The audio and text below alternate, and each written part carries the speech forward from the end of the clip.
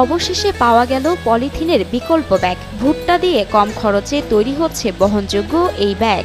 আমরা যদি পলিথিনকে রিপ্লেস করতে চাই তাহলে কিন্তু আসলে পলিথিনে আচরণ করে এই ধরনের একটা প্রোডাক্ট দিতে হবে। কর্ন স্টার্চটা তো মূলত ভুট্টা থেকে আসে, রান্নাঘরে দেখতে পারবেন স্টার্চ আছে, আমরা খাই যেটা, তো এইটা আসলে বেসিক্যালি ওইখান থেকেই তৈরি হয়, এই জন্য বলা হয় যে ভুট্টার ব্যাগ। পলিথিন হাজার হাজার বছর ধরে মাটিতে বা পানিতে পড়ে থাকে, যা পচেও না আবার গলেও না। তবে ভুট্টা দিয়ে বানানো এই পলিথিন পচনশীল ও পরিবেশ বান্ধব। আসলেই এই ব্যাগ পচনশীল কিনা পরীক্ষা করেও দেখান উদ্যোক্তা ইফতেখারুল হক। এইখানে যে পলিথিন ব্যাগ দেওয়া আছে এটা কিন্তু এই যে ডিজলভ হয়নি। কোনো প্লাস্টিক বা পলিথিন থাকলে এটা ডিজলভ হবে না এর মধ্যে। এই যে দেখেন, আমি এই যে এটা চুবাই দিলাম, কিছু হলো? কিছু হয়নি। এই যে এইখানে কয়েক ফোঁটা পড়লো, তাতে দেখেন এই যে লেগে যাচ্ছে, তাই না? এটা হচ্ছে ইনস্ট্যান্ট টেস্ট। এইটাতে আমরা যে এর মধ্যে পলিথিন আছে কি নাই ইনস্ট্যান্ট টেস্ট করতে পারি। একটি স্বচ্ছ কাচের পাত্রে ডাইক্লোরোমিথেন রাসায়নিক ঢেলে তার মধ্যে পলিথিন ব্যাগ ও ভুট্টা দিয়ে তৈরি এই ব্যাগের পার্থক্য দেখানো হয়। Dichloromethane instant test. সবসময় তো আমরা ল্যাবরেটরিতে যেতে পারবো না, তাই না? পলিথিনের বিকল্প এই ব্যাগ তৈরির মূল কাঁচামাল তৈরি হয় ভুট্টার স্টার্চ বা সাদা অংশ থেকে।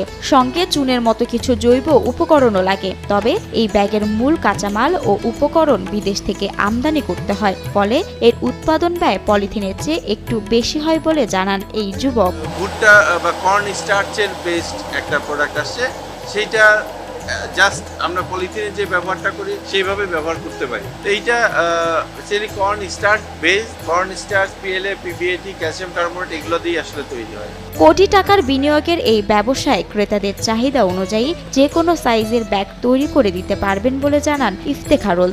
8 ইঞ্চি চওড়া থেকে শুরু করে 28 ইঞ্চি চওড়া পর্যন্ত যে কোনো সাইজ করতে পারি। আবার চিকন, খুব চিকন থেকে শুরু করে আরো মোটা পর্যন্ত করতে পারি। এইটা অনেক ধরনের সাইজ, আপনি যেটা চাবেন সেটাই করে দিতে পারবো ইনশাআল্লাহ। শুধু পরিবেশ বান্ধবী নয়, ভুট্টার এই ব্যাগের ভার ক্ষমতাও বেশ প্রশংসনীয়। লোড যদি বলেন যে আপনি হাফ কেজি লোডের ব্যাগ নেবেন সেটাও সম্ভব। যদি মনে করেন যে না আমি এটাতে 20 কেজি 10 কেজি নিব সেটাও করে দিতে পারবো। যদি মনে করেন যে না 40 কেজি নিব সেটাও সম্ভব। যদি মনে করেন যে 100 কেজি সেটাও আমরা ট্রাই করে দেখতে পারি, ওইটাও সম্ভব।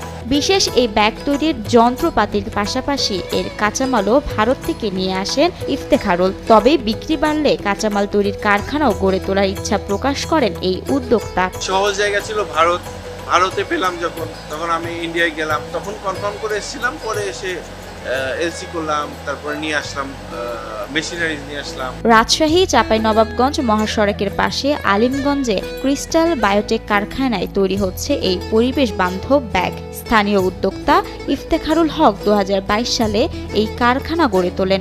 স্থানীয় বাজারে বেশ সাড়াও ফেলেছে এই ব্যাগ। পাট হচ্ছে আমাদের আবেগের জায়গা, যেহেতু পাট আমাদের নিজস্ব প্রোডাক্ট, আমাদের আবেগের জায়গা।